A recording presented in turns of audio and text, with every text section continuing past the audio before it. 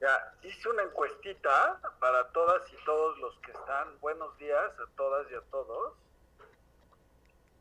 Si todos te escuchan perfectamente, ellos no van a perfecto. tener audio, bueno, pero les te hice escuchan. una encuesta. Me gustaría que la respondieran a todos y a todas por el ejercicio que estamos haciendo. No es vinculante ni se le va a mandar a nadie. Gracias, Rocío. Saludos hasta Huatulco. Qué rico. Bueno, fíjese que tengo una amiga, una conocida, que para Pedro García, para todos los que están en Huatulco y para todos los que están en hotelería, es una conocida que es gringa y se fue a vivir a Huatulco una semana antes de COVID. Bueno, se fue de vacaciones el fin de semana previo al encierro, a COVID, y ya no regresó. Y dice, mira, pues mejor me voy a quedar aquí. Se quedó a vivir ahí en su hotel, no sé si la tengan por allá, pues si la tienen, saluden. No, pues que Ya se quedó a vivir. no, Qué bueno, por lo menos ayudar a la economía local.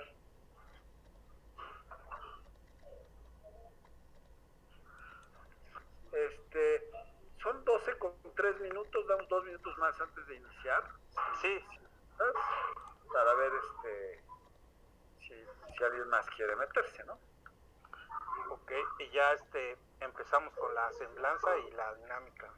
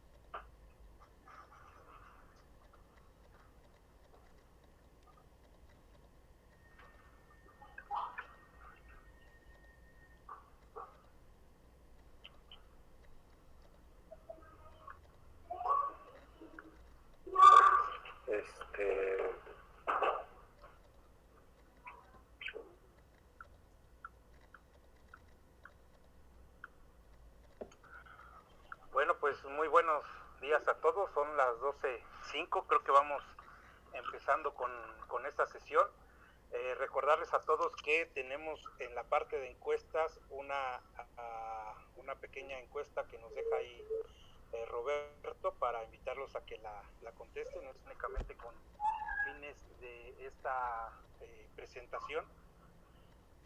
Hasta el momento nos acompañan más de 41 personas y pues no sé, Roberto, si te parece empezamos pues presentándote. Sí, muchísimas gracias. Pues bueno, yo soy Roberto Traz, soy consultor estratégico en comunicación política y estratégica. Mi trabajo comúnmente tiene que ver con uno de tres cosas. O ayudo a las empresas a diseñar sus estrategias de comunicación y posicionamiento con diferentes audiencias, así como sobre todo en casos sociales, ¿no? Las empresas en su rol social, en su relación con el gobierno, en su relación con diferentes Roberto, si pudieras, ¿sí? poner tu el cámara. Micrófono, ¿no? No, la cámara, el micrófono sí te escuchamos. Está encendida, ¿no? Ahí la tengo encendida. Nos aparece aquí que no nos permite verte.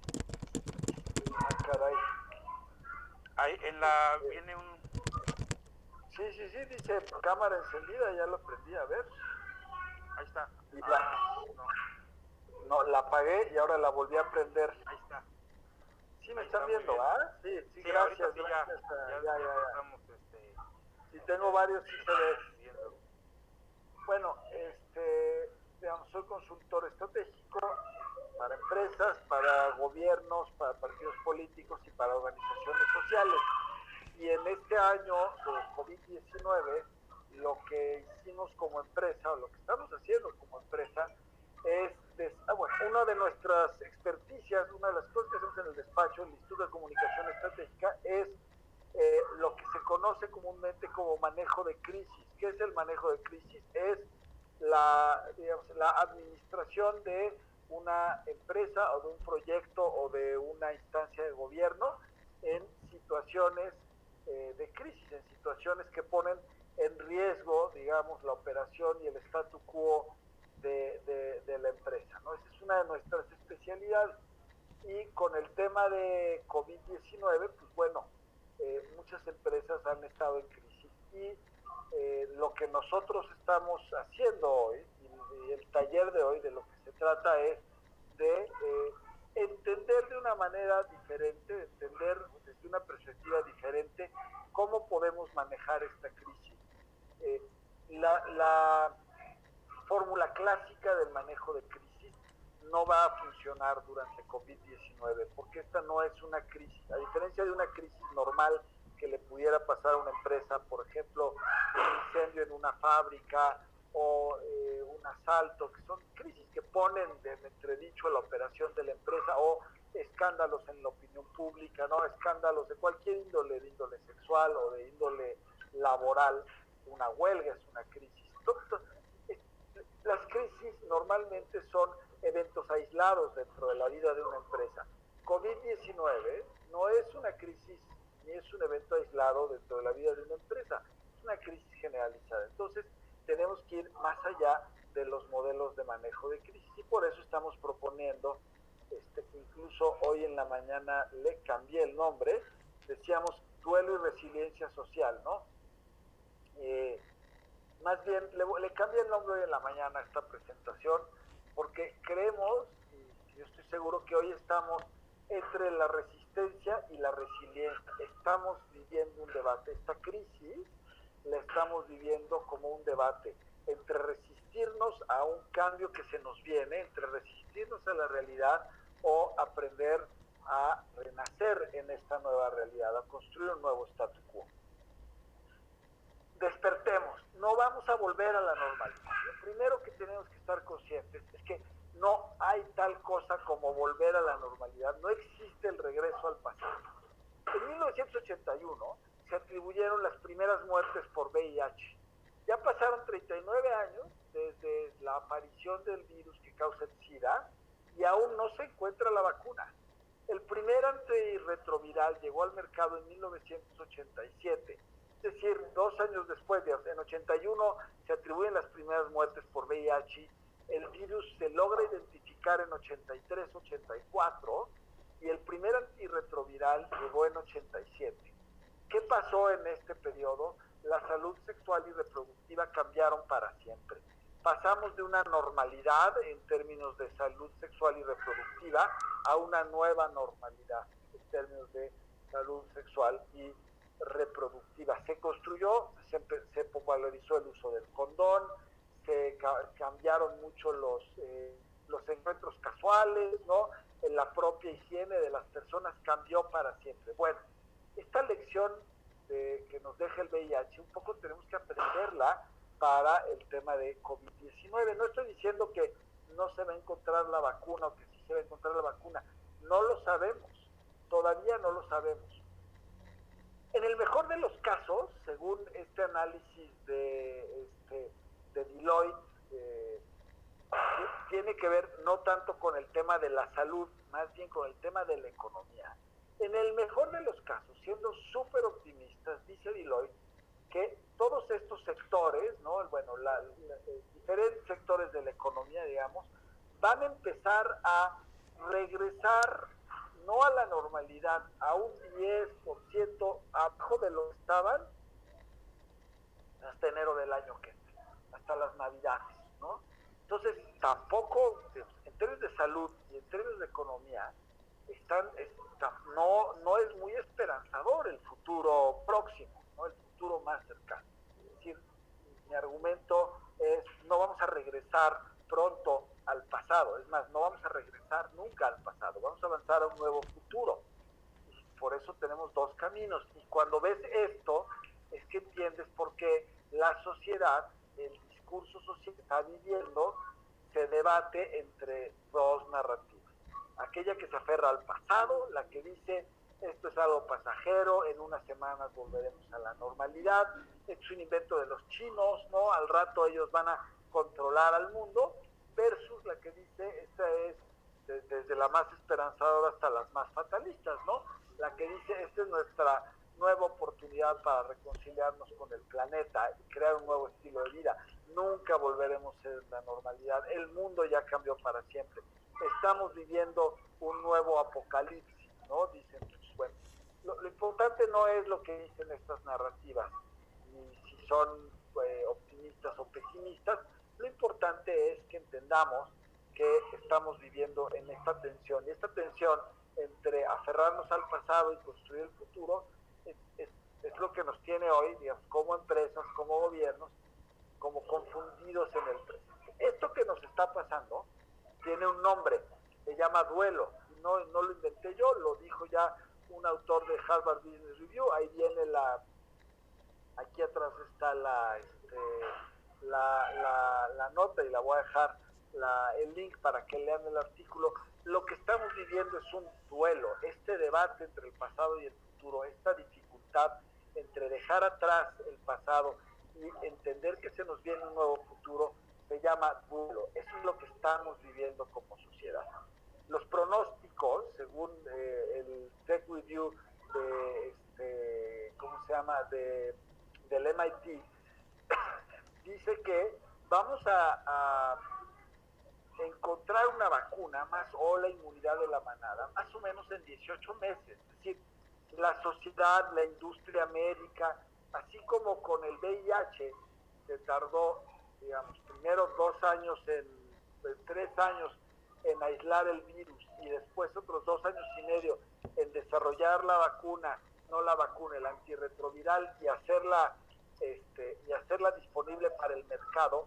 Más o menos calculan que hoy tenemos 18 meses antes de lograr un retroviral, una vacuna, o lo que llaman la inmunidad de la manada, que la inmunidad del rebaño, que es cuando ya ya se enfermó el 80% de la población, ya sobrevivió la mayoría de la población, y por lo tanto ya nadie se va a contagiar y morir, ¿no? Eso ya la teoría de la inmunidad del rebaño. Entonces, estamos viviendo un proceso de duelo social, adentro de nuestras empresas, adentro de las instancias de gobierno, adentro de nuestras familias y adentro de lo más íntimo de nuestro ser. Estamos viviendo un duelo.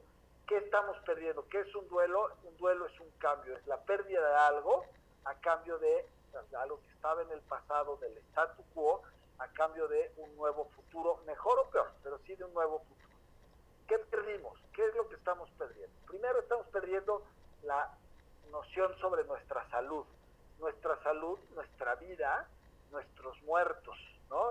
Todo esto está en riesgo, digamos, está muriendo gente, y se va a morir más gente, lastimosamente, y no le deseo la muerte a nadie, pero la realidad es que se está muriendo y se va a morir más gente durante esta pandemia, sobre todo los viejos y los enfermos. ¿Qué más perdimos? Perdimos nuestra economía, estamos perdiendo nuestro patrimonio, y hay que asumirlo como una pérdida. No vamos como lo vemos en la gráfica de Deloitte, que explica que no vamos a regresar a la actividad económica más o menos sino hasta enero, y todavía abajo de lo que estábamos. Tenemos que entender que lo que queda del año es una pérdida del patrimonio, y tenemos que asumir esa pérdida desde esta lógica del duelo. ¿Y qué más estamos perdiendo? Estamos perdiendo nuestro estilo de vida, nuestros abrazos, nuestros besos, nuestras reuniones familiares, las reuniones con amigos, nuestros rituales sociales, los rituales sociales sobre la vida y la muerte, ¿no? Los rituales sociales enterrados en nuestros mitos, eso también lo estamos perdiendo. Y esta pérdida, para que esta pérdida, digamos, se quede en el pasado y podamos adoptar una nueva realidad en plenitud, necesitamos pasar por un proceso de duelo. Por eso yo sostengo, estamos viviendo un proceso de duelo.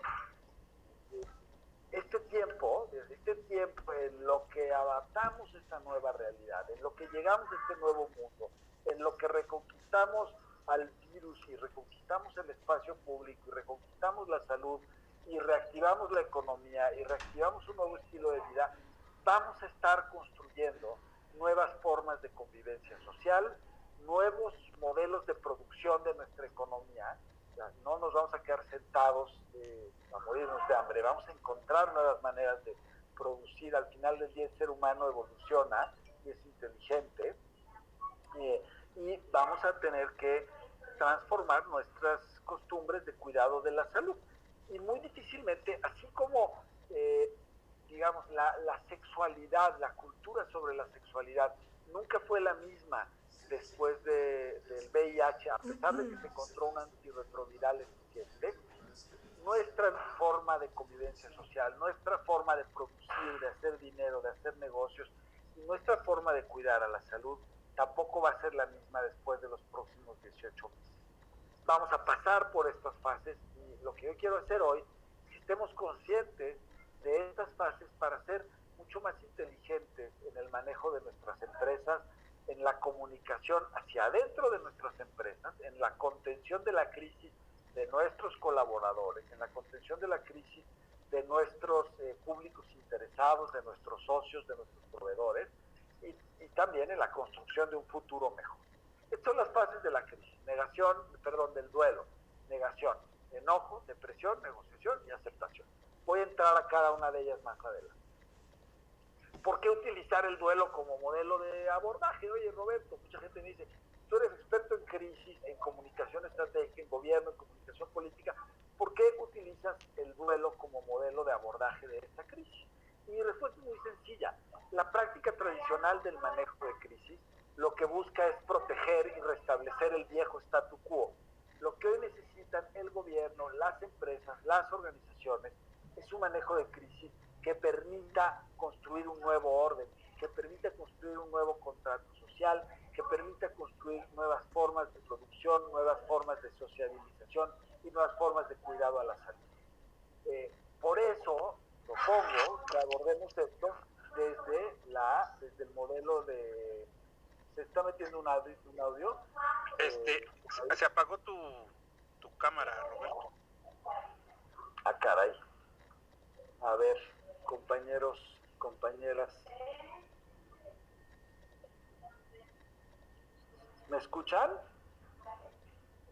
¿Están viendo mi...? Sí se escucha, pero no se te ve. Aparece que la cámara está apagada. Ok, ¿están viendo mi pantalla? Sí. A ver, alguien dice actualiza tu navegador, pero no soy yo. Ok, vamos a tratar de resolverlo lo antes posible. A ver, te voy a mandar rapidísimo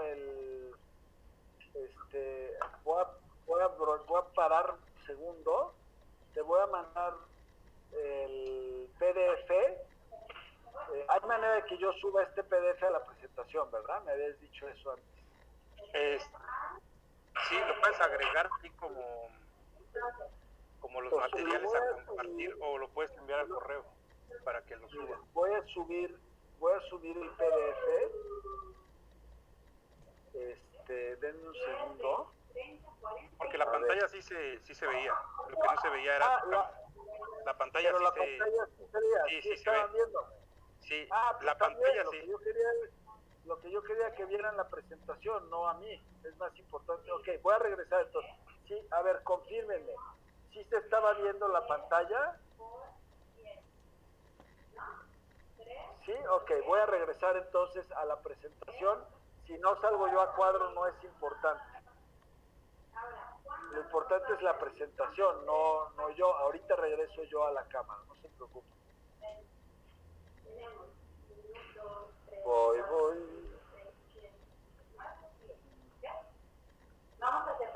Ok, listo. Entonces, estamos viendo la lámina, confirme, digan sí o no, estamos viendo la lámina que dice por qué utilizar el duelo como modelo de abordaje, ¿correcto? Gracias, Sebastián Kraljevic, hasta Chile. Bueno, me voy a seguir entonces.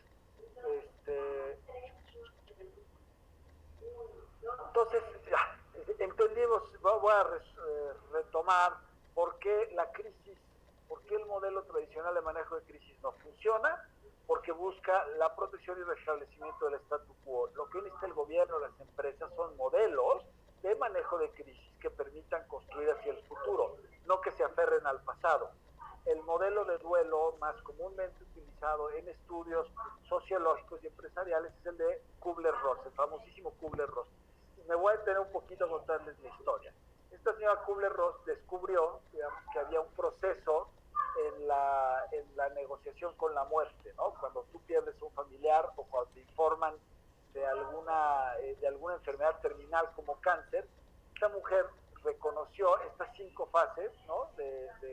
Para la aceptación o para la normalización del paciente y de la familia que lo acompaña, ¿no? Bueno, este mismo modelo, este modelo lo hizo en 1969.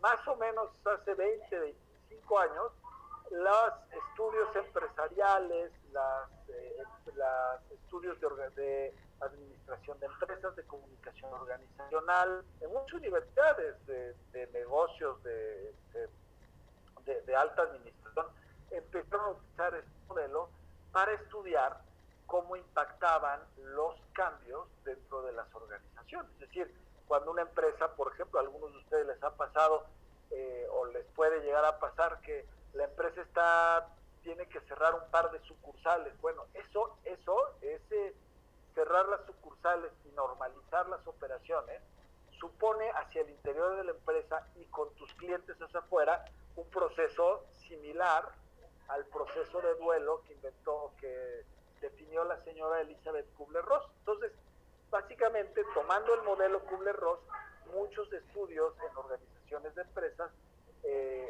han adaptado este modelo para estudiar, no solo para estudiar lo que pasa durante los cambios en las empresas o los cambios de un partido en el gobierno, etcétera, sino también para acompañar y coachear, voy a utilizar este anglicismo, a las empresas durante este proceso, para acompañar a las empresas durante este proceso. Bien, una cosa más que reconocen los estudios en las universidades sobre este tema es que el modelo no es lineal. Si bien más de la mitad de las personas que en estudios controlados, en un estudio que hizo la Universidad de Barcelona, más de la mitad de las personas iniciaron por la fase de negación y enojo y prácticamente todas terminaron por la negociación y aceptación, digamos, por las últimas 2 fases. Durante el proceso está demostrado que vamos y venimos entre una frase y otra, vamos y venimos de la negación a la negociación, luego a la depresión, luego al enojo. ¿Por qué es importante decir esto? Porque ustedes con sus audiencias, con sus empleados, tienen que entender que sus audiencias y sus empleados van a estar circulando entre todas estas fases, ¿no? Vamos a arrancar con la negación. Este es el primer momento, el shock, cuando llega la noticia, ¡pum!, viene la pandemia, viene COVID-19. ¿Qué es lo primero que le pasa a las personas? ¿Qué es lo primero que le pasa a las organizaciones? Entramos en estado de shock. Y este shock, este choque, tiene que ver con una cosa que es el instinto de permanencia. El ser humano, el instinto del ser humano, digamos, la primera reacción que tenemos instintiva frente a cualquier cambio en el entorno es de alarma. Queremos mantener el statu quo, tenemos un instinto de permanencia, de supervivencia. Si estamos bien, no necesitamos cambiar, ¿no? Si estás sentado, ¿no? Neandertal, estaba ahí sentado, bueno, Neandertal no califica como humano, pero cualquier persona está sentada en su silla, de pronto oye un trueno, chas, ¿no? ¿Qué está pasando? Estamos rompiendo con el statu quo, viene una acción disruptiva con el statu quo, y lo primero que hacemos es tratar de proteger este statu quo. Por eso entra la fase de negación, o lo que llaman la fase de negación. No siempre la palabra es negación, a veces puede ser miedo, a veces puede ser confirmación, a veces puede ser incertidumbre. Pero esta primera fase tiene que ver con que renace de adentro de nosotros, de adentro de las organizaciones, un instinto de permanencia, de protección del statu quo. Después viene la fase que le llaman enojo, miedo, angustia, ira, rebeldía. ¿Cuál es todas estas palabras tienen que ver con una cosa, la incertidumbre, es el efecto de la incertidumbre.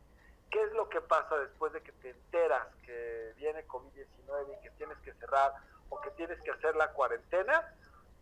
Te enojas. ¿Por qué? Porque no sabes cuándo, o te da miedo, o te da angustia, algún tipo de angustia. ¿Por qué?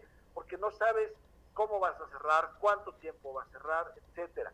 Aquí es muy importante que la gente tenga información. En cuanto más información tengan las personas sobre los cambios que se vienen, mayor va a ser la incertidumbre y menor los efectos de esta etapa, sobre todo los efectos negativos, ¿no? Entonces pasamos primero de la negación, ¿no? Lo primero que hacemos es verificar la información. Yo creo que a todos les pasó y a todas les pasó que buscaron 400 notas en internet a ver cuál podía decir que no iba a pasar esto, que no teníamos que cerrar los hoteles, que no teníamos que el turismo se iba a mantener, etcétera. Luego nos enojamos, ¿cómo me está pasando esto a mí? O nos dio miedo, o nos dio angustia, ¿no? Pero todo porque no sabíamos qué iba a pasar ni cuándo iba a pasar. Y después entramos a lo que clínicamente, también en los estudios empresariales, se llama la depresión, la abrumación, el desánimo, la apatía, y que tiene que ver con una cosa, con la conciencia de la pérdida. En la psicología clínica, este es el momento en el que la gente se da cuenta que se quedó vacía, que hay un vacío, no es que se queda vacía poéticamente, sino que se genera un vacío. La pérdida de un ser querido, la pérdida de nuestra salud, la pérdida del dinero, del patrimonio, genera un vacío. La pérdida de nuestro estilo de vida genera un vacío. Y ese vacío, obviamente, genera una emocionalidad. Esta es la etapa más emocional del proceso. Insisto, no es lineal. Vamos sintiendo un poquito de depresión un día, luego nos enojamos otro día. Hay días que son totalmente inciertos, que estamos buscando información, ¿no? Que lo negamos, etcétera. Entonces, esta fase de la depresión, digamos, tiene que ver con eso, con el momento en el que te das cuenta que el momento psicológico o el momento no psicológico, real, administrativo, en el que te genera un vacío la crisis. Una vez que sobrevives a este vacío, empieza en psicología clínica y también en la administración de empresas, empieza una fase que se llama de negociación. Y este es el proceso en el que uno asume sus pérdidas, las internaliza y comenzamos a llenar ese vacío que se generó en las etapas previas, lo empezamos a llenar con cosas nuevas. En los negocios, pues las empresas empiezan a buscar cómo colocar sus productos o a rediseñar sus productos o a digitalizar sus procesos. Empiezas a negociar entre el pasado y el futuro.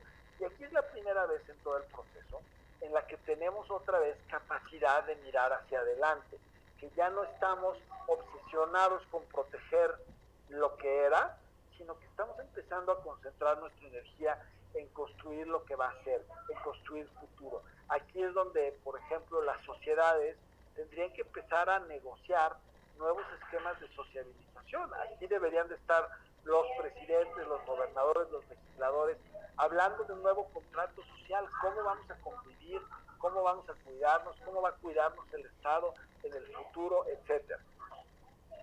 Y bueno, después de la negociación viene la aceptación, el renacimiento, la resolución y finalmente la resiliencia, la antesala de un nuevo mundo, ¿no? Aquí en psicología clínica, en tanatología, esta es la etapa que los médicos dicen, usted ya puede ser feliz, ¿no? Usted ya aprendió a ser feliz con su cáncer. Perdón por ser tan burdo, pero así es esto. Aquí es cuando dicen, a ver, usted ya aprendió a ser feliz con el cáncer, ya lo aceptó, usted ya aprendió a ser feliz con VIH, ya lo aceptó, ya puede avanzar y abrazar su nueva realidad y sus nuevas costumbres, porque ya, ¿no? Y entonces, un poco desde la perspectiva empresarial y social, esto es lo mismo, esto es ya el tránsito hacia el nuevo normal, hacia un nuevo horizonte, la materialización de los nuevos arreglos de convivencia social, afectiva y económica. Esto, eventualmente vamos a llegar a eso. El gobierno, las empresas y las instituciones, ¿no? ¿Cuál es el rol de ustedes como empresarios, como líderes de organizaciones, etcétera? Y aquí está, la gente no quiere un espejo. la sociedad, los empleados, los proveedores, los socios, van a demandar de los líderes de las empresas, de las organizaciones, no las mismas actitudes que están viviendo, sino sus complementarios terapéuticos, hay que decirlo. Las empresas, el gobierno, las instituciones tienen que asumir un rol de liderazgo diferente al que la gente está viviendo. En otras palabras, la gente que está enojada no quiere que el presidente esté enojado. La gente que está asustada no quiere que el dueño de la empresa esté asustado. Tus empleados están asustados, no te quieren ver asustado. Los hijos confundidos no quieren ver a sus papás confundidos, quieren instituciones sólidas, fuertes, transparentes, empáticas. Cada etapa dentro del proceso demanda un tipo de liderazgo y un tipo de mensaje. Y a eso quiero llegar. Tenemos un camino, ¿no? Ya sabemos que no vamos a volver atrás, pero sí tenemos un camino hacia el futuro. Empieza por el duelo, por entender el duelo, por innovar y finalmente por lo que se llama resiliencia, que es renacer, resistir, renacer hacia un nuevo mejor, hacia una nueva realidad.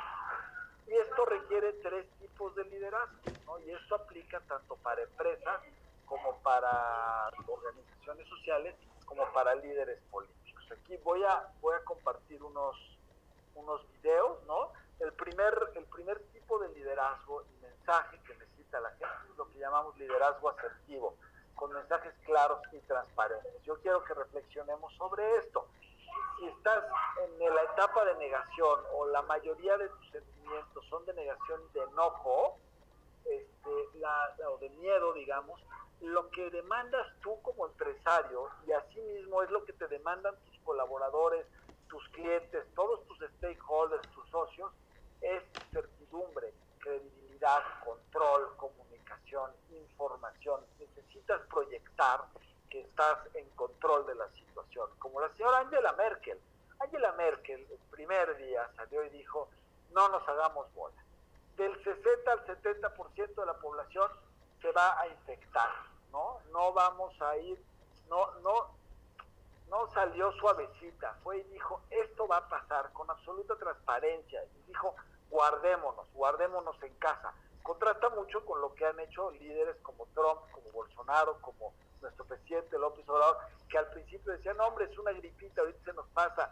Trump lo super minimizó, Bolsonaro lo minimizó, y la verdad es que al principio no les fue nada bien a ninguno de los tres. Hoy ya la vida es otra, pero al principio, qué mal que lo hicieron. Qué diferencia que con un líder asertivo, que era un mensaje claro y transparente. Lo mismo pasa en las empresas. Si vas a cerrar, si vas a recortar, si tienes que tomar medidas difíciles, tienes que asumir un mensaje y un rol asertivo. Tienes que ser claro, tienes que ser clara, tienes que ser transparente con tus empleados, con tus colaboradores, con tus deudores y tus acreedores. A tus acreedores les tienes que decir, no tengo para pagar, hoy te lo digo, piénsalo, vamos a renegociar, no tengo para pagar, no puedo pagarte, ¿no? Hay que arrancar desde cero, desde el principio. Bueno, es un tipo de liderazgo. Quería ver si puedo poner este video, me dan un segundo, aquí tengo el link. Oh, sí se está compartiendo, no se está compartiendo, entonces voy a cambiar de pantalla, pero quiero que vean un segundito este chiquito video.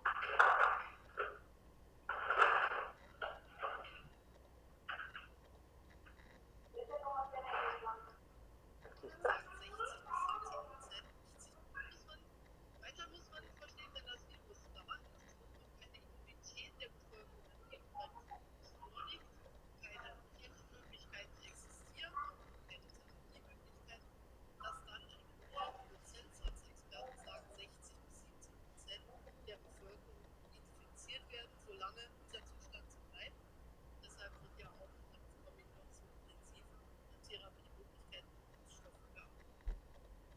Esto fue el 11 de marzo, ¿no? Nosotros el 11 de marzo estábamos diciendo, no, hombre, no pasa nada, aquí el virus no nos va a hacer nada, ¿no? Voy. Y aquí está. Ah, caray. Espérenme un segundo, no estoy compartiendo ya. Segundo tipo de liderazgo asertivo. para la fase de negociación. Cuando tú veas que tu gente está en esta negociación y en este enojo, tu gente necesita saber que los proteges, que saben lo que estás haciendo, que el dueño de la empresa sabe lo que está haciendo, que no está confundido, que no está deprimido, que no está negado, que sabe lo que está haciendo. Liderazgo emotivo, mensaje empático para la etapa de depresión. Eventualmente tus trabajadores, tus proveedores, tus acreedores va a empezarse a dar cuenta de lo que están perdiendo. Y aquí lo mejor que puedes hacer es ofrecer apoyo emocional. El tipo de liderazgo que necesitan es un liderazgo emotivo con un mensaje empático. Necesitan saber que te preocupas por ellos, que te preocupas por ellas, que los escuchas, que las escuchas, que apoyas y que entiendan, que les haces más ligero su pesar, que un poco lo digo, cuando tienes una desventura, cuando tienes un accidente, cuando tienes una emergencia, ¿no? Imagínate esto, perdón por ser tan burdo y tan básico con el ejemplo, pero imagínate que tú tienes una emergencia y al mismo tiempo que tienes la emergencia, cualquiera que ésta sea, del tamaño que tú quieres, desde una muerte hasta se incendió la puerta de tu casa, lo que sea. En ese momento toda tu energía está concentrada en tu emergencia. Si alguien te llama en ese momento, oye, ¿en qué te puedo ayudar? ¿Qué necesitas? Pues lo único que te puede hacer sentir mejor es el apoyo emocional. Oye, estoy contigo, no te preocupes. O sea, como que lo que esperas es básicamente abrazo. Nadie puede ponerse en tu lugar a resolver esa emergencia, ¿no? Hay un poquito de cosas que sí puedes hacer, como que les hagan más ligero el pesar, como hacerles un mandado, ir a dar vueltas de banco en su lugar. Este tipo de cosas le sirven muchísimo, ¿no? También a las personas. ¿Qué quiero decir con esto? Mensajes, por ejemplo, de los gobiernos estatales. ¿Por qué he leído también a los gobiernos estatales en esto? Porque lo primero, y a los bancos les he ido muy bien en esto también, porque salieron a decir, sabemos muchos gobiernos estatales, no así el gobierno federal, hay que decirlo, y muchos bancos, esta medida de no te preocupes, 4 meses no vas a pagar tales impuestos, o los bancos durante 4 meses te voy a congelar tu crédito, con algunas letras chiquitas y lo que sea, pero este mensaje de los bancos de durante 4 meses te voy a congelar tu crédito, tú no te preocupes, fue súper empático, porque fue en términos de te entiendo, no te preocupes, ahorita retén tu trabajo, atiende a tu familia, ve que no se te muera nadie, y del banco, no te preocupes, me pagas en 4 meses. Así fue el mensaje, por eso es tan eficiente el mensaje de los bancos para mucha gente, porque atiende la demanda de un liderazgo emotivo y de un mensaje empático.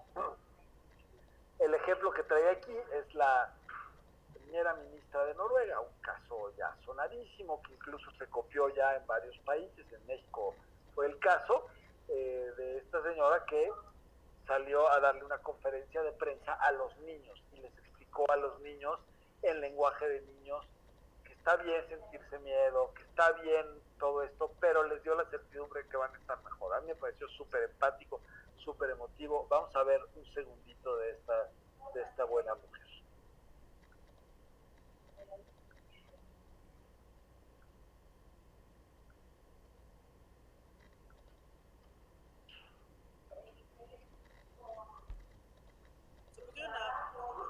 Så er det blitt en veldig annerledes hverdag.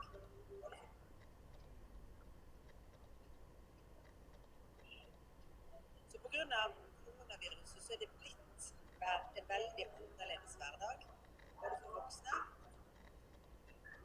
og alle som kan holde seg hjemme, bør gjøre det hele tiden.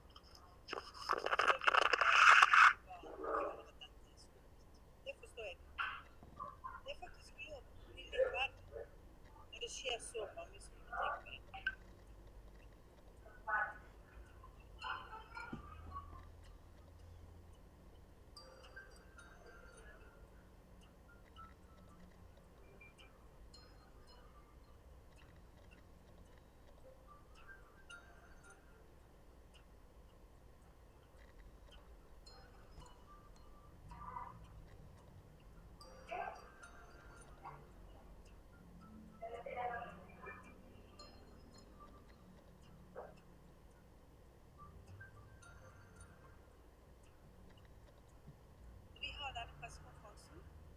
har vi fått veldig mange gode spørsmål fra dere. De skal vi få søke oss på. Gjerne.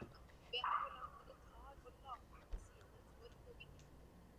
Det er veldig mange flinke forskere som jobber over hele verden. De jobber både med vaksine, så jobber de med medisiner som kan hjelpe i behandlingen, og se hva som skjer. Vi har altså støttet disse forskerne med ganske mange millioner kroner. Det vil komme en vaksine, kanskje et år, kanskje tidligere, litt avhengig av hvordan disse første forsøkene som starter blir. Hvorfor får jeg ikke lov til å feire bursdagen min? Det er fordi at en skal ikke være så voksen at fordi at det begrenses. Eller du kan være litt ekstra kreativ. Det å prøve å for eksempel feire med FaceTime, eller finne på andre ting som du synes er en god måte å feire det. Synes jeg at noen har bursdag i klassen, så skal alle de andre ringe inn og synge bursdagssangen hver for seg. Hei, jeg heter Janne og er 9,5 år og kommer fra Sogndal. Jeg lurer på om skolene kommer til å være stengt lenger enn disse 14 dagene. Tusen takk for spørsmålet. Det er det mange som har lurt på. Dessverre så kan jeg gi et helt klart svar på det. Vi vet ikke ennå. I første omgang er det stengt på 2 uker, men det kan være. Bueno, creo que queda claro, ¿no? Creo que queda súper claro el... Så veldig bra. Espero que hayan visto, ahí me dicen en el chat, espero que hayan visto, pero tenía subtítulos, Laura. Ah, ya, pero los subtítulos están en español. Sí, una disculpa, la verdad es que no están en español. De verdad, lo siento mucho, me encantaría que ya estuvieran en español, pero no estaban en español, lo siento mucho. Voy a terminar con tenemos dos tipos de liderazgo ya vistos. El liderazgo asertivo, decíamos, que es aquel que comunica con claridad, que informa a tiempo, que es puntual, que te genera certidumbre, ¿no? Certidumbre es la palabra clave, control, credibilidad. Tenemos el liderazgo empático, emotivo, que te da apoyo, que es cálido, que es empático, que te ayuda a liberar la carga. Y finalmente tenemos lo que vamos a llamar el liderazgo innovador, cuyo mensaje tiene que ser inspirador, ¿no? ¿Qué hace un liderazgo innovador con mensaje inspirador? Lo que hace es que te motiva, te inspira, se muestra inteligente, muestra visión de futuro, muestra esperanza. ¿Para qué? Para acompañarnos durante las etapas de negociación y aceptación.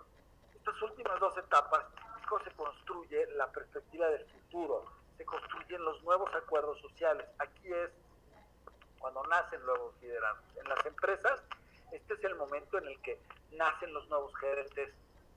Ustedes, como no sé, la mayoría sean dueños o no de empresas, van a ver cómo de pronto algún gerente, alguien se distingue entre los demás y toma el liderazgo y empieza a crear nuevas cosas. Esa persona es el futuro de tu empresa, porque es el que está, la persona que logró negociar rápido y logró entender que no vamos a regresar al pasado, pero que sí podemos avanzar rápidamente hacia el futuro. Vamos a ver dos ejemplos de esto. A mí me gusta,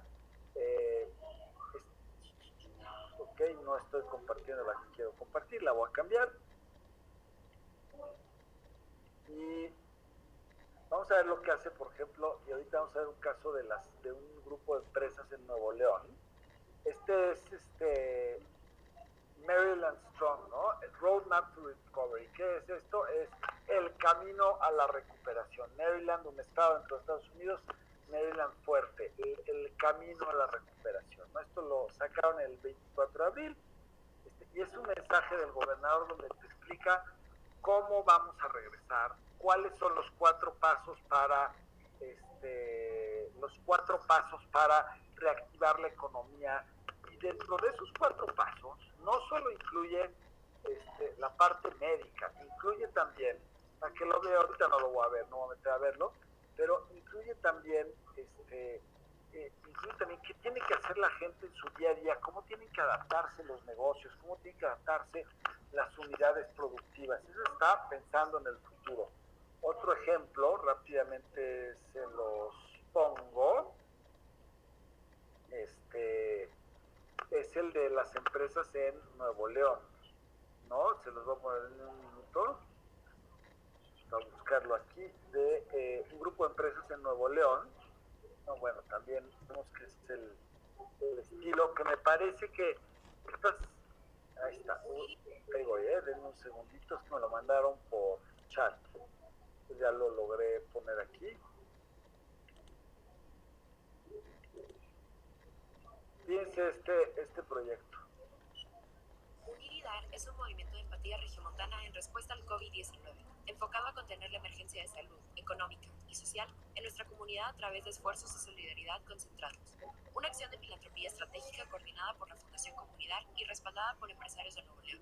Este movimiento une los corazones de las personas, de las empresas, de las organizaciones y de las familias. Nos permite a todos canalizar miles de voluntades para dar apoyo urgente, profesional, solidario y transparente a quien más lo necesita en estos momentos. Unir y Dar agrupa 3 grandes acciones. 1. Apoyar con insumos médicos al sistema de salud. 2. Contribuir en las necesidades básicas de las familias vulnerables por pérdida de empleo. Y 3. Fomentar la economía de nuestra comunidad, reactivando fuentes de trabajo. Respira Nuevo León une hoy a más de 100 voluntarios regiomontanos, ingenieros, médicos, consultores, diseñadores industriales y expertos en logística, con empresas y organizaciones sociales para donar equipo médico complementario a los hospitales de nuestra comunidad. Abraza Nuevo León es una acción temporal de apoyo urgente a las familias neolonesas que han perdido su empleo durante la emergencia sanitaria y no pueden cubrir sus necesidades básicas de alimentación y medicinas. La iniciativa entregará tarjetas solidarias a por lo menos 16,000 familias en vulnerabilidad coordinada por Cáritas de Monterrey. Reactiva Nuevo León es una iniciativa de alto impacto que tiene como objetivo reactivar la economía una vez superada la crisis de salud, a través de préstamos personales a familias y emprendedores de Nuevo León para que reactiven sus negocios y así también reactivar la economía de nuestra comunidad. Un proyecto de largo alcance modelado en experiencias internacionales de gran impacto y la energía regiomontana de emprendimiento. Con el respaldo del Grupo Otarios de Nuevo León, buscamos amplificar el espíritu de responsabilidad social de la comunidad, inspirados por la empatía regiomontana, sin rodeos, sencilla, frontal y enfocada a la acción. Unirnos y dar. Hoy más que nunca, es urgente contar con tu donación. Únete y da en www.uniridad.mx. Puse este último video, y ya con esto se acaban los videos, puse este último video porque parece que resume los 3 tipos de liderazgos de los que estábamos, de lo que estábamos hablando, ¿no? Estábamos hablando de un liderazgo primero asertivo, que te dice la verdad, ¿no? Que atiende que te da certidumbre durante la emergencia. Eso es lo que vemos en el primer eje del programa de Unir y Dar, que es el eje de la atención rápida. A ver, vamos a atender rápido a la gente.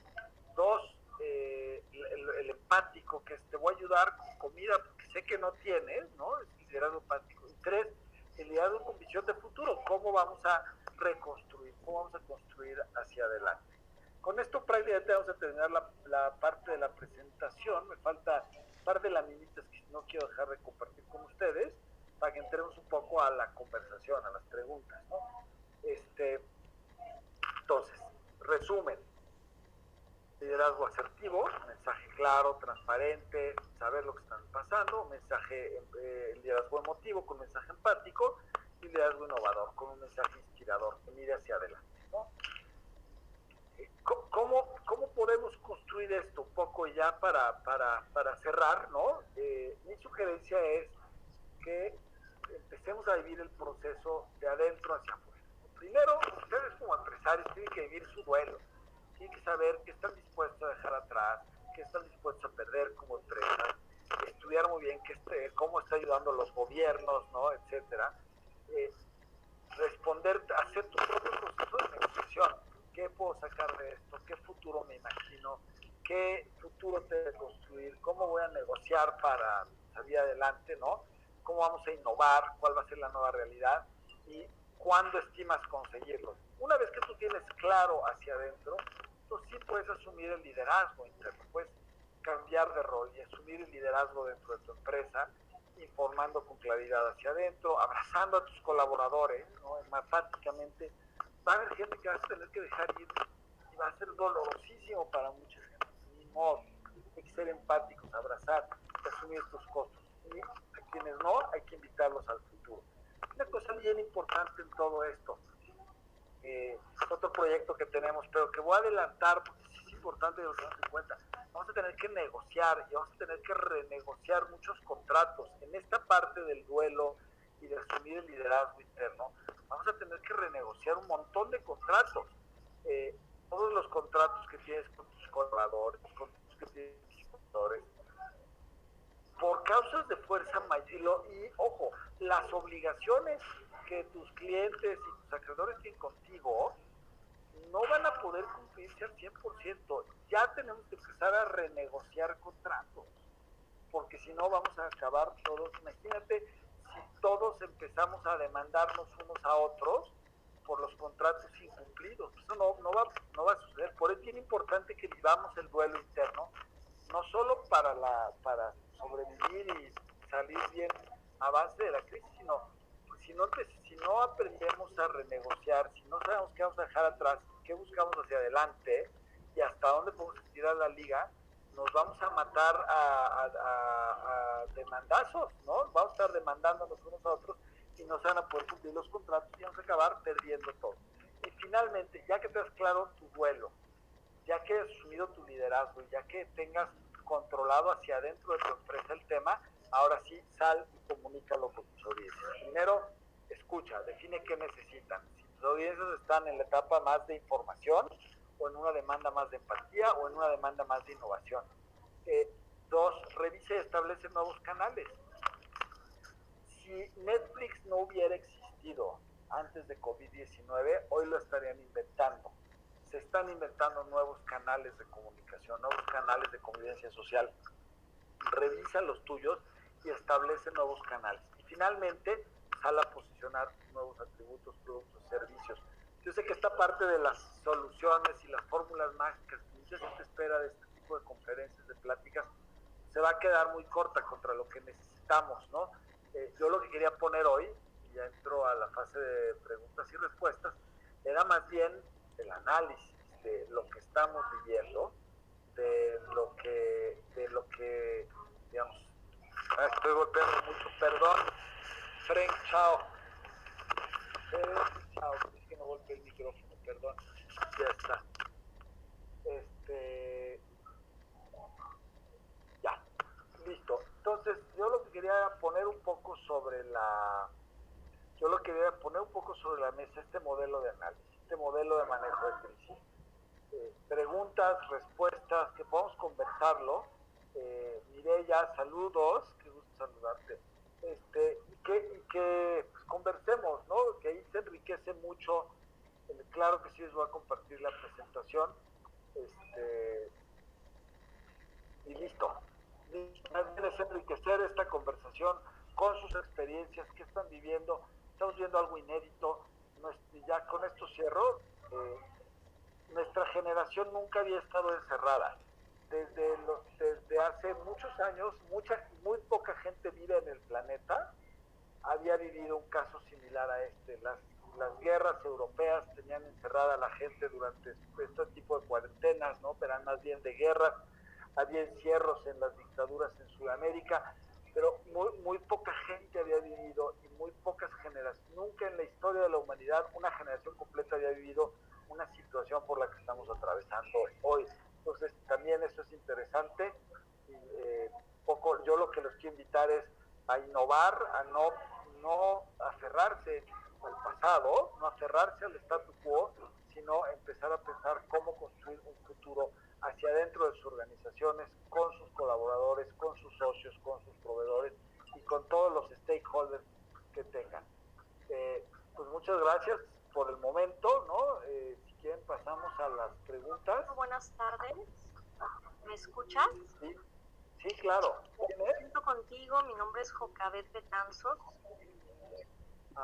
subsecretaria de Industria e Innovación de la Secretaría de Economía. Inicialmente, pues para darte las gracias por aportarnos este taller, esta conferencia. He estado escuchando todo lo que comentas, también saludando a todos los que se conectaron. Hay muchas personas que veo que se conectan de otras partes alejadas del centro de la ciudad. Hay personas de Huatulco, de Salina Cruz, en el istmo de Tehuantepec. Entonces, hace algunos talleres, Roberto, algunas personas nos pedían temas motivacionales, ¿no? Nos pedían temas de superación personal, de motivación, Y yo siempre he pensado que la motivación no consiste en un argumento ilusivo, sino más bien que no hay mejor motivación que la aceptación de una realidad, de sus nuevas oportunidades, ¿no? Creo que esta plática que nos ha dado nos deja muy claro el ejercicio de responsabilidad grande que tenemos con respecto a hacer una introspección también sobre un poco nuestra capacidad de adaptación, ¿no? Como esta aptitud ante el cambio o ante una circunstancia. Y quiero que sepas que además aporta mucho a un estado como Oaxaca. Yo les dejo este mensaje a los participantes de esta conferencia, porque ya un estado como Oaxaca en el que vivimos un ánimo social complejo, y ahora viene el tema de COVID y aquí nuestras organizaciones sociales y nuestro sistema de gobierno y en general económicamente es un estado al que le ha costado mucho despuntar y crecer y sobresalir. Tú hablabas hace un rato, ¿no? Hijos confundidos, no quieren ver a padres confundidos, ¿no? Colaboradores inestables emocionalmente no quieren ver a un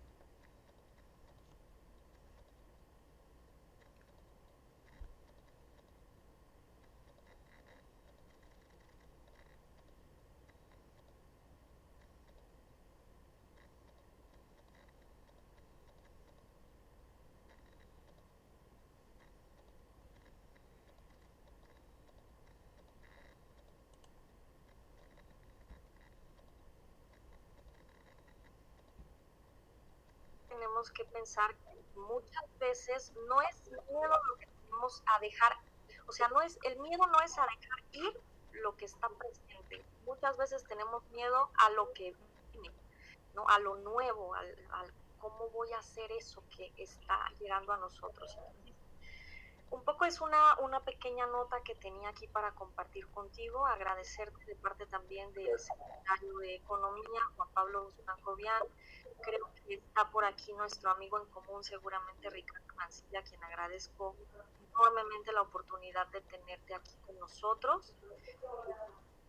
Y bueno, ahora sí creo que podemos escuchar un poco, Manuel, qué oportunidad se abrirá, qué atajos se pueden tomar post pandemia, ¿no? Lo que comentábamos sobre el tiempo. ¿Qué piensas tú? Pues mira, un poco lo que sí deben, les voy a mandar la presentación en PDF en un ratito, es más, lo tengo aquí, si me, déjame la subo, a ver.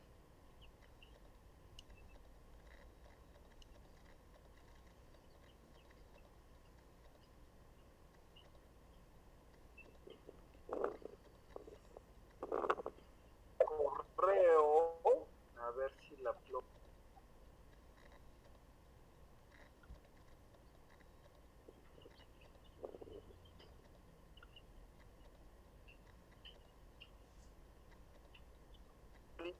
de naturaleza con visión sostenible, donde participantes visitantes en la restauración, ok, yo sí pienso que tienes razón, o sea, eventualmente pues será Pedro, algo que sucederá en el futuro. Aquí el reto, digamos, un poco pensando en otra de las nuevas formas de socialización y las nuevas formas de traslado, una de las industrias más afectadas, sin duda, o de las actividades económicas más afectadas, es la industria de la hospitalidad, no solo turismo, hotelería, también restaurantes, todo tipo de servicios que tienen que ver con hospitalidad. ¿Por qué? Porque el traslado de las personas, ¿no?, va a ser más complicado. En el imaginario social, a ver si me sigues con esta idea, Pedro, en el imaginario social, por lo menos depende del país y tal, pero uno de cada 10 contagiados está muriendo en México hoy, ¿no? De los contagiados que se reportan, claro.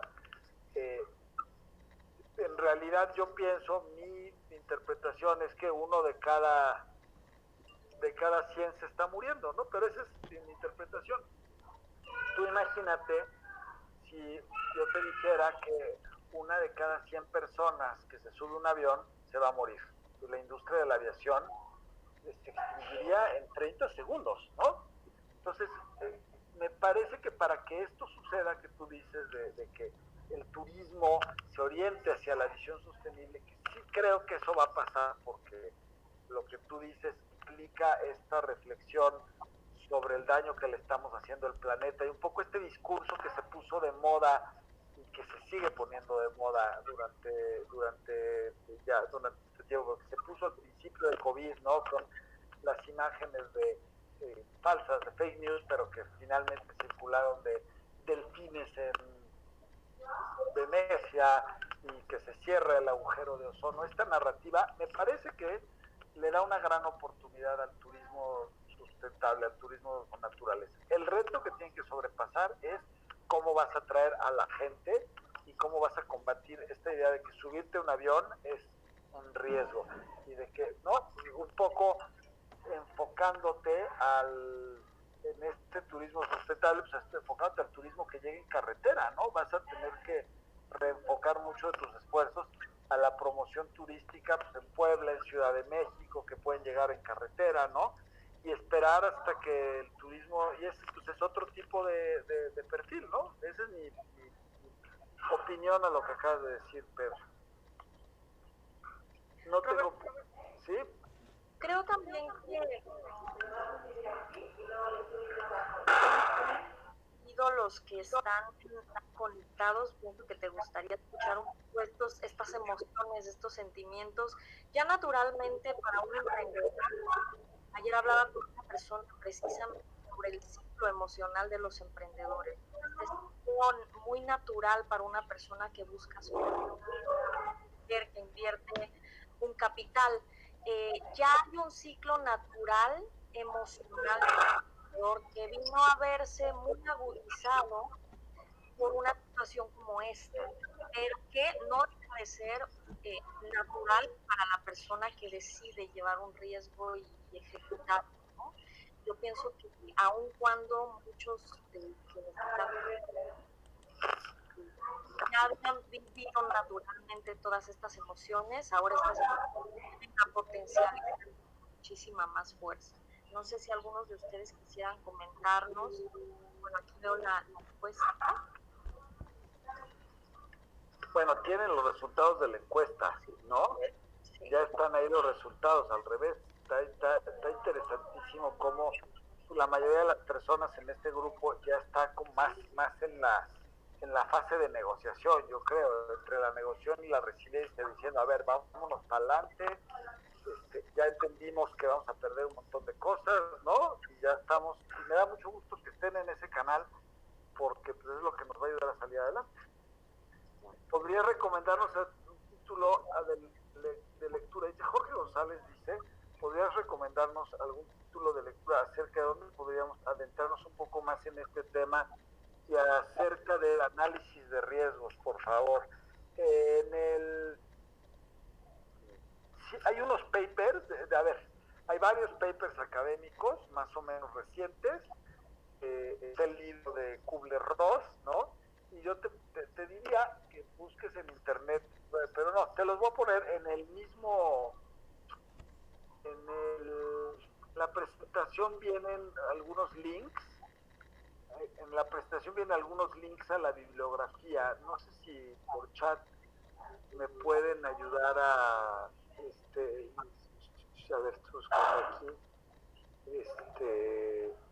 a ver si le mando por chat a quien organizó esto, su secretaria, sí, que lo estoy buscando, y ya que él suba esta presentación, ¿nos permites compartirla? Nosotros las presentaciones las dejamos por correo a todos los participantes. Ah, buenísimo. Ya la presentación ya la tiene en su chat Héctor Hernández, que es con quien yo me organicé para esto, con quien fue mi interlocutor, y Héctor Hernández se las hará llegar sin problemas, ¿no? Bueno, lo que vimos en la encuesta, que ya es pública para todos, es que ya la mayoría ya están como en un canal más resiliente, ¿no? Menos en el duelo, menos en la fase de depresión, ¿verdad? Y mucho más en la fase de resiliencia.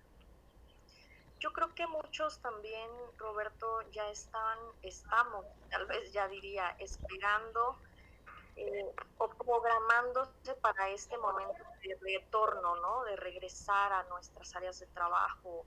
Si bien estemos en el momento en el que estemos, pero ya estamos un día más cerca, ¿no? De este regreso a retomar algunas de nuestras actividades. Si estas personas, estos emprendedores quieren transmitir este mensaje que hemos visto, ¿cómo lo harías tú? A platicar con tu personal, ¿qué es la primera acción que tú harías en este regreso? Pues yo la verdad sería muy cauteloso y cautelosa en el tema del regreso. Yo lo primero que diría es que es un regreso experimental. Si vemos China, si vemos otros países que ya regresaron, pues en muchos países se está volviendo a enfermar la gente, o se está enfermando gente que no se había enfermado. Es decir, hay que entender que la pandemia, digamos, no se ha contenido todavía. Entonces sí va a ser un regreso mucho más por necesidad económica que por salud, ¿no? Si fuera por salud, pues estaríamos regresando hasta enero, la verdad, ¿no?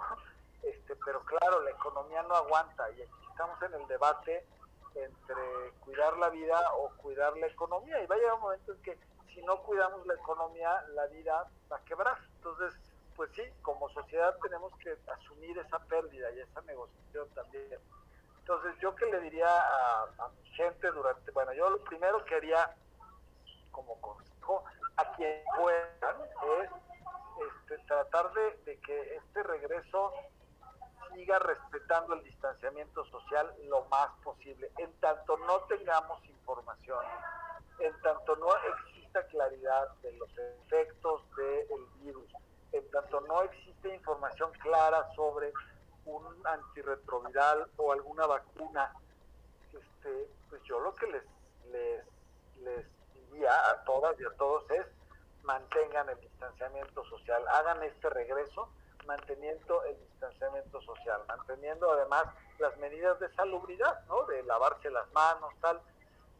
Yo no sé, subsecretaria, lo más probable es que este regreso, el gobierno local y nacional, pero vamos a hablar del gobierno local, seguramente va a dictar lineamientos para el regreso. O sea, yo estoy seguro que el gobierno no va a decir regresan mañana a todos y ya abrácense y bésense, ¿no? El gobierno va a decir regresen con estas restricciones, con estos consejos, ¿no? Yo lo que le digo a la gente es, pues ahorita sigan los consejos de los gobiernos y si me apuran, sigan al consejo del gobierno más estricto. Si el gobierno municipal es muy laxo y el gobierno federal es muy laxo y el gobierno estatal es más estricto, pues sigan las indicaciones del gobierno más estricto, no tomen riesgos. No, esto es una cosa seria, todavía no sabemos los países que ya están regresando del distanciamiento social se siguen cuidando, siguen lavándose las manos, es decir, pongan negocios de lavado de manos, no es cierto. Mañana, lleno. Ponga una fábrica de desinfectantes sí, pues hay que adaptarnos a esta nueva realidad. Me gustaría comentarte algo, lo voy a comentar entendiendo que estamos tratando de comprender estas emociones, estos sentimientos de duelo, ¿no? También con mucho cuidado, porque yo puedo comprender que lo que sentimos como microempresarios, las personas que están sus negocios cerrados y demás. El día de ayer tuvimos algunas manifestaciones en nuestro centro de Oaxaca, en el corazón comercial de Oaxaca, en donde pues la mayoría de los comerciantes se unieron para hacer la protesta, ¿no? Y diciendo, nosotros pues necesitamos abrir nuestro ingreso y nuestros colaboradores necesitan comer y queramos o no, o sea, estamos hablando de emociones, estamos hablando de todas estas todos estos sentimientos, miedo, un poco falta de aceptación, un poco realidad también, porque evidentemente también es una realidad la necesidad económica. Sin embargo, ¿cuál sería tu opinión sobre estas manifestaciones que además no son exclusivas de la capital de Oaxaca, han sucedido en muchos otros lugares, pues normal, pienso, pero sí que salieron a la calle exponiéndonos también pues, en lo individual, ¿no? Ellos mismos. Y es complicado poder comprender que tienes que mantener tu sustento, no solo tu sustento, para la mayoría de estos emprendedores, sus negocios representan un sueño, un hijo, ¿no? Y verlo, es complicado. ¿Cuál sería tu opinión? Mira, yo lo que creo es que es normal sentirse, como dice la primera ministra, es normal sentirse enojado, es normal exigirle al gobierno. Sí estamos, voy a entrar un poco a hablar de gobierno y del rol de los gobiernos, sí estamos viviendo también una época en la que el Estado se vuelve muy relevante. ¿A qué me refiero?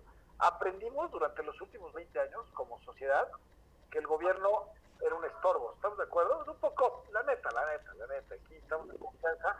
Como sociedad llevamos 20 años, 25 años o más contándonos la historia de que el gobierno nos cuesta mucho y nos da muy poco. Entonces, eso es una realidad, ¿no? Y ahora con COVID-19, es la primera vez en muchos años en la que volvemos a ver al gobierno y le decimos, oye, haz tu trabajo. Durante muchos años antes decíamos al gobierno, sobre todo desde el sector estoy hablando de los microempresarios, que normalmente la clase media, media alta, el sector productivo, digamos, es el último atendido en el discurso del gobierno. Normalmente el que paga más impuestos y el que menos beneficios recibe. Así funciona en todo el mundo. No te estoy acusando, subsecretaria, ¿no? No te preocupes, yo me aguanto. Entonces, esta es la primera vez en muchos años que todos necesitamos al gobierno, ¿no? El gobierno antes estaba ahí, insisto, llevamos tantos años acostumbrados a que el gobierno quita mucho y da poco. Y es un momento en el que tenemos que exigir al gobierno y sí necesitamos, se me fue la cámara, otra vez se va y se ve la cámara. Es un momento en el que la sociedad necesita del gobierno, necesitamos al Estado presente ayudando a resolver esta crisis, pidiendo los préstamos para financiar a los microempresarios, etcétera. Entonces yo entiendo que hoy la sociedad esté tocando las puertas del gobierno, de los gobiernos. Tenemos 3 órdenes y 3 niveles en el gobierno. Tenemos que pedirle a cada quien lo que le tenemos que pedir. El gobierno federal ha tomado una serie de decisiones, los gobiernos estatales han tomado una serie de decisiones y los gobiernos municipales las suyas. Y los gobiernos municipales, que son los más próximos, son los encargados de las restricciones, son los encargados de vigilar que funcionen las cosas, digamos, ¿no?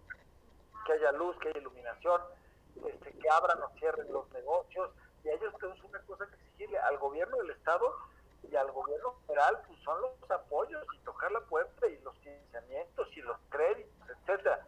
Y si me sigo por acá, pues vamos a entrar a un terreno de debate muy amplio, ¿no? Porque estamos como sociedad en este momento muy polarizados. Venimos de un proceso político muy polarizante y este proceso del COVID nos está polarizando aún más. Entonces, yo lo que le digo a los empresarios y a ti, subsecretaria, que necesitamos bajarle tantito a la tensión, ser más constructivos, ser más empáticos. El gobierno tiene que poner de su parte todo lo que pueda y la sociedad tiene que entender, ¿no? También. Claro, es correcto. Yo creo... José Manuel, fíjate, dice José Manuel, perdóname, Subse, dice José Manuel aquí, esta pandemia va a matar a más personas morales que personas físicas. Si bien la vida humana es la más importante, ¿cómo invertir para no arriesgar la salud de las personas y la salud de las empresas que generan empleos? José Manuel, ese es un poco donde está el mundo, ¿no? De una quiebra, una quiebra es la muerte de una empresa. Yo estoy de acuerdo y ahí no hay vuelta atrás. Si una empresa quiebra, nunca van a volver los empleos, nunca va a volver esa capacidad productiva. Entonces hay que encontrar ese punto intermedio entre la vida y entre proteger la vida y proteger la economía. Y creo que estamos discutiendo como sociedad esto, y hay que aprender lo que están haciendo en otros países. Hay soluciones muy alarmantes que implican implican incluso una violación de derechos humanos, como el carnet de identidad, ¿no? Que se propone en Chile tú ya eres sobreviviente de COVID, tú ya puedes salir a la calle, y si no tienes esta credencial no puedes salir a consumir, por ejemplo, ¿no? Hay otras medidas que tienen que ver con el rescate directo a empresas, y hay medidas como las que se están haciendo en el país, que es rescate directo a las personas, ¿no? Entonces, son diferentes visiones, estamos probando. Yo creo que no hay una respuesta, José Manuel, pero sí tu pregunta es la que hay que hacerse: ¿cómo evitar la quiebra sin matar gente? Y dos, decía Sonia Castro, dice, efectivamente vamos a iniciar una nueva estrategia de comunicación, y desde adentro ciertamente vamos a enfrentar un sinfín de emociones, una actividad para el primer día. ¿Qué me recomiendas? ¿Cuál es qué perfil de empresa, Sonia? ¿Tú eres de hotelería? Perdón, subsecretaria, si quieres comentar algo en lo que Sonia nos... Sonia, sí. Sí, yo creo, Roberto, que evidentemente el tema es que hay muchas tareas de los gobiernos. Yo soy parte del gobierno, pero soy una persona muy realista y trato de dar siempre pues lo que es mi trabajo. Sin embargo, pues tenemos que aceptar que hay muchas tareas del gobierno que ya debieron haber funcionado la normalidad en el día a día. El problema también es grande cuando la saturación que vemos en las camas para atender a los pacientes de COVID, pues un poco es la misma saturación que vemos en las entidades financieras, el tema de microfinanciamientos, ¿no? Sin embargo, creo que estamos reformulando todas estas cuestiones que se reformulan. También se reformula el ejercicio de los gobiernos locales y el ejercicio del gobierno federal. Y además tenemos que empezar a verlo, o tendríamos que empezar a verlo ya con un solo cuerpo, ¿no? Que reacciona a la adaptación. Tiene que adaptación también es una acción de reacción, o sea, un hacer algo en una circunstancia, pero si tu cabeza piensa una cosa, las manos se agarran para la derecha y los pies para la izquierda, pues evidentemente tu capacidad de reaccionar es torpe, ¿no? Entonces, estamos reformulando un poco todos y tendremos que ver, por supuesto, una es nuestra responsabilidad ya. Pues sí. Preguntas tenemos.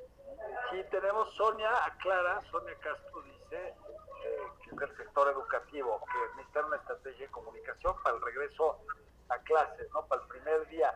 Yo creo que pues ahí tienen que, o sea, lo primero es información clara, asertiva. Yo creo que el tipo de liderazgo, el tipo de mensaje que necesita un regreso a clases, como puede ser el del 17 de mayo, que yo no estoy seguro, yo personalmente no le creo, pero esa es mi percepción.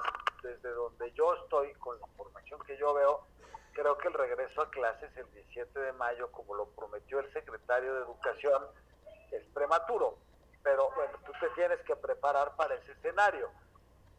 Lo primero es pues, mucha claridad en las nuevas reglas de convivencia, Sonia. Y esto para todas las empresas, ¿no?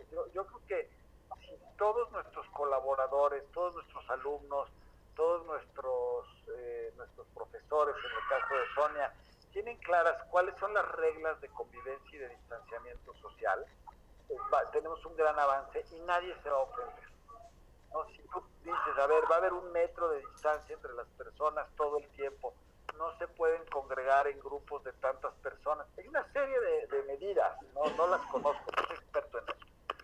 Lo que sí te puedo decir es que cualesquiera que sean las medidas, Sonia, tienen que quedar absolutamente claras las nuevas reglas para todas y para todos. Si no quedan claras, yo qué haría, casi pues hasta imprimiría un flyercito con las nuevas reglas de convivencia. Y también en tu empresa, si van a regresar a las oficinas o si vas a abrir la tienda, imprime un flyercito con las nuevas reglas de convivencia post-COVID. Debe haber en internet un montón. Miren, qué bueno que tenemos internet, porque así ya el conocimiento es libre y público, ¿no? Busquen en internet reglas de convivencia, infografía, reglas de convivencia en español, en inglés, y te vas a encontrar un montón de materiales en la red. Tenemos la ventaja de que España va un mes adelante de nosotros en esto, y que es muy probable que para cuando tú regreses a clases, que insisto, no creo que sea el 17 de mayo, pero te tienes que preparar para eso, Sonia, ya haya materiales en internet de las escuelas españolas, y de ahí puedes inspirarte, ¿no? Pero creo que lo que es clave en tu caso, en el regreso a clases, es una comunicación muy asertiva en cuáles son las nuevas reglas de convivencia a partir de ahora, y que todos la tengan claro, y que haya flyers, y que estén impresas, y que nadie se ofenda, ¿no? Y también pues, políticas muy claras de a quién se admites en clases, a quién no. O sea, si tienes un enfermo en casa que es sospechoso de COVID, seguramente en las políticas pues no podrás, tendrán que encerrarse 14 días. Todas esas cosas, me parece que es importante que las tengas, pues que las tengas claras y que las puedas comunicar con absoluta claridad, ¿no? No sé si tenemos, vamos a ver aquí en el chat. ¿Alguien más quiere hacer alguna pregunta antes de cerrar este taller del día de hoy? Roberto, yo te agradezco otra vez, de verdad. Nos has aportado mucho. Esperamos que nos puedas aceptar alguna otra ocasión. Encantado, pero ahorita estamos en nuestro taller, ¿no? Obviamente, pues esta fue una versión muy general, para público en general. Bueno, pues claro, hay sectores que tienen mucho más trabajo, muchas más experiencias, ¿no? Hay otros en el mundo, digamos, que se puede hacer investigación. Yo me encanta lo que hago, entonces aquí estamos a sus órdenes y a las órdenes de todos. Muchas gracias, Roberto. Pues a todos quienes nos escucharon hoy, qué bueno que se conectaron, sigan atentos a las charlas que vamos a tener. Roberto, si nos permites compartir tus redes sociales también, para que puedan comunicarse contigo, y vamos a enviarles la presentación, les va a llegar a su correo igual que las veces anteriores.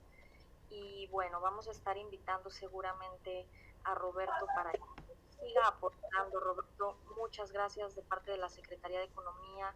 El gobernador nos ha pedido también pues impulsar en la medida de nuestras posibilidades en este momento todo lo que podemos hacer, y ustedes han sido, Roberto, nuestros más grandes apoyos y aliados, así que te agradecemos mucho, de verdad.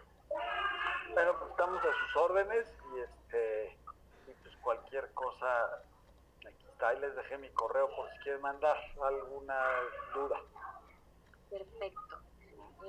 Vamos a apuntar en la presentación el correo también de Roberto, por si a alguien se le pasa, en sus redes sociales, para que puedan seguir.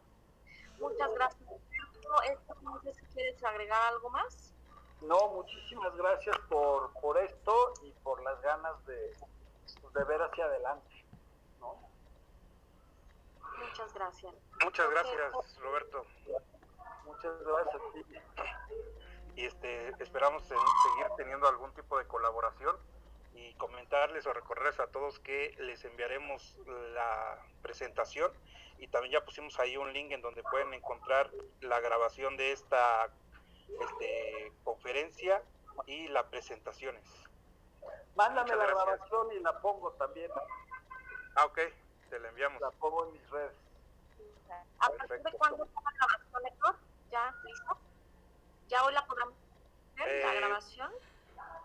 La grabación tarda en estar en subirse, pero yo esperaría que hoy en la tarde noche ya quede. Buenísimo, muchas gracias, Héctor. Sí. Okay.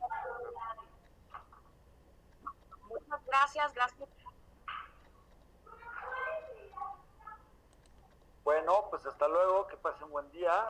Es un placer llegar hasta Oaxaca y hasta Santiago de Chile por este mes. Hasta luego. Hasta luego.